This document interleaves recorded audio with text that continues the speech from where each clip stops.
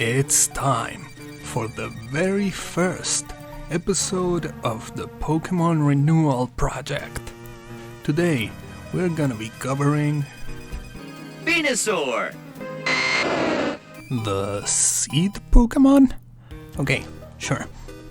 This iconic toad dinosaur corpse flower thing has been with us since the very beginning, evolving from the cute Bulbasaur. This starter Pokémon has basically been the protagonist of many a trainer's Kanto journey, and an overall solid option in competitive play over the years, although not the absolute best. So, how are we going to renew it? The first thing that comes to mind immediately is remedying the unfair curse that plagues many an older Pokémon, that is, the access to only one regular ability. Venusaur is a special case, since it's a starter Pokémon. One can probably see the reasoning behind the decision, since giving starter Pokémon two different regular abilities would lead to disparity between one player and the other. Imagine a kid finding out that his friend has a Charmander with a cooler ability. It wouldn't be too fair. He'd feel left out. So, it's easier to just keep them all the same.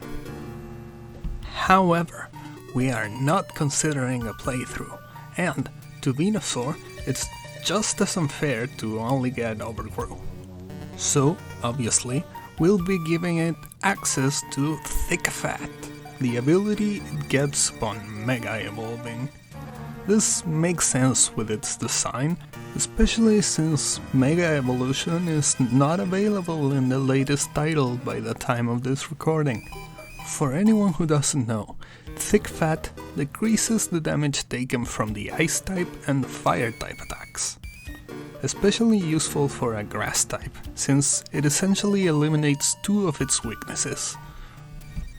This fantastic ability would overall increase the defensive utility, allowing Venusaur to make better use of its solid enough natural bulk, surviving attacks that would normally threaten it with a one-hit KO and reducing the amount of Pokémon that can check it in any given metagame. Running calcs, it even lives unboosted Boost Weavile Triple Axle, Specs Kyurem Ice Beam, Offensive Heatran Magma Storm, and KO back with Earth Power so that the residual damage from Magma Storm doesn't kill, and even Blacephalon Overheat. All of this without even investing any EVs in defensive stats. It can live Offensive Volcarona +1 Flamethrower, although still dies to Psychic. It even has a chance to live non-boosting item Victini's V-Create, Choice Band Mamoswine Icicle Crash, and unboosted Life Orb Blaziken's Flare Blitz. Pretty damn good, considering its lower stats when compared to its Mega. Speaking of stats, if you missed the Pokémon Renewal Project introduction video, the goal for the changes in this series is to give every fully evolved Pokémon a minimum of 500 base stat total, while buffing the stats of Pokémon that are between the 480 and 520 BST range to conserve their advantage over weaker Pokémon. If we take a look at Venusaur stats, you'll see that, unfortunately, it's just out of that range, with a 525 base stat total, so it won't be getting any buffs. However, it is eligible for a reshuffling. But, honestly, the stats are actually pretty good. Solid bulk, decent speed, and I want to respect its possibilities as a mixed attacker. So I won't be taking away any points from its serviceable attack stat to put into special attack. However, we already run into a pet peeve of mine. I personally hate when BSTs end in a round number, either 5 or 0, but they still give individual stats random ending numbers like 2 and 3 that usually don't even change anything. Maybe it's just my OCD, but I don't think it's ideal. So, the new stats are 80 attack and 85 defense. Running calcs, it barely changes anything. Pokemon like Bulk Up Corviknight still OHKO at +1, even if you were crazy enough to run fully physically defensive. Running physical moves to hit special walls still fulfills its purpose. On the topic of moves, we find that Venusaur is actually pretty well set. Giga Drain, Earth Power, Weatherball and Sludge Bomb are good enough. Along with access to Sleep Powder, Synthesis, Toxic and Leech Seed, plus Knockoff, Earthquake and Power Whip work well if you're going mixed or physical. While the most successful sets, Growth, Chlorophyll, still feel great, but we're still gonna be making some changes and buffs while giving us a chance to talk about the moves themselves. Due to the changes I explained in the introduction video, I've decided to make Sleep Powder follow in Toxic's footsteps by becoming 100% accurate when used by grass types, given it now inflicts Drowsy instead of Sleep. Since this change is inspired by Legends Arceus, and Sleep Powder is not in that game, to hopefully maintain its superiority, the move Spore now becomes a physical attacking move with 40 base power, still guaranteed to ghost Drowsy. Now, onto actual changes to Venusaur's move pool.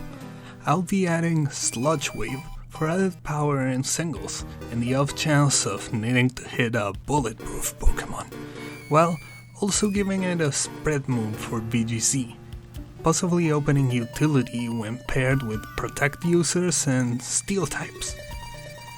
But the meat and potatoes of these changes will be the addition of Shadowball and Moonblast, thematically believable moves that would vastly increase coverage without relying on Weatherball, letting it hit Psychics not strong enough to OHKO with super effective damage, while also helping to deal with most dragons.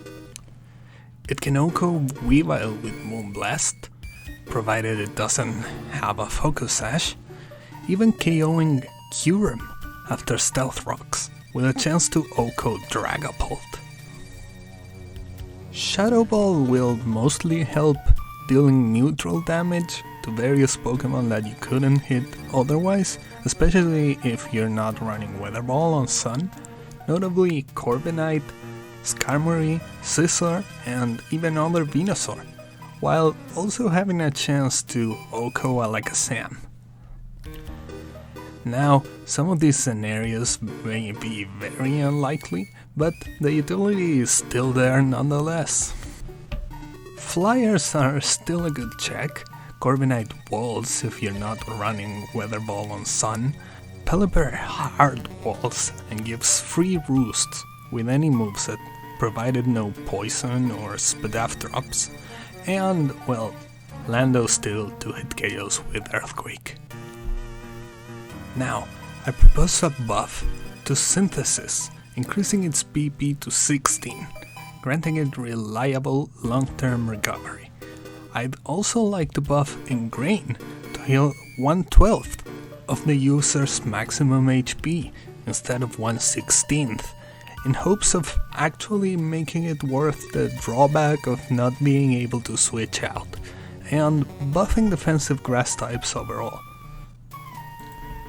Now, to a completely unrelated move because of Venusaur's access to Earth Power, but I would love to buff Magical Leaf to make it like Freeze Dry, super effective against a type that it would normally resist it, in this case Poison, To me, it seems like it would make thematical sense by maybe cleansing the poison with nature magic.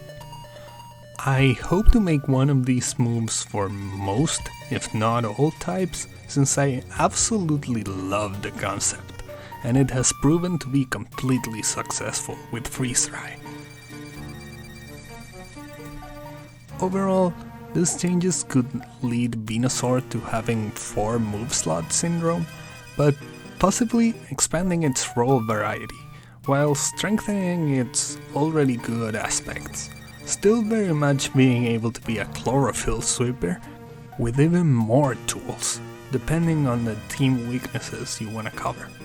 I can also see it fulfilling a defensive role, similar to its Mega form, albeit considerably weaker. However, with a free item slot for recovery and even possibly the ingrain buff, once its checks are gone, it could find itself in a very good spot as an annoying wall that could even possibly excel in stall teams. Its offensive capabilities out of Sun are slightly boosted as Weatherball is no longer the only decent coverage other than Earth Power. However, its speed and power are still lower than a lot of the grass type competition. But it can now be a bulky special attacker with new options, possibly holding an assault vest, just black sludge or leftovers, or my personal favorite, weakness policy, since the game still registers fire and ice moves as super effective, giving it a boost. I feel this could definitely be a cool role for a giant dino toad to fit in. In general, Thick Fat and Moonblast are the biggest changes here. Shadowball is also nice in certain niche cases, but overall, Venusaur's defensive utility grows way stronger, allowing it to have a role more in line with its design, since I've always seen this beast as a big, tough, yet gentle being that protects the forest, while also mercilessly dispatching its enemies with the power of nature. Definitely that over a Sun Sleep Powder bot, but that's just me. It's all my opinion, and I'd love to see what you guys have to say about it down in the comments. Does it have another role in your mind? Were these buffs too much? Were they too little? How do you feel they would affect current and future metagames? And more importantly, is it all fun? If you've enjoyed, remember to like the video and subscribe so you don't miss my changes to your favorite mon. I've been Kelbo, and that's all I have for today's episode of the Pokémon Renewal Project. Hopefully, I'll see you next time. Goodbye.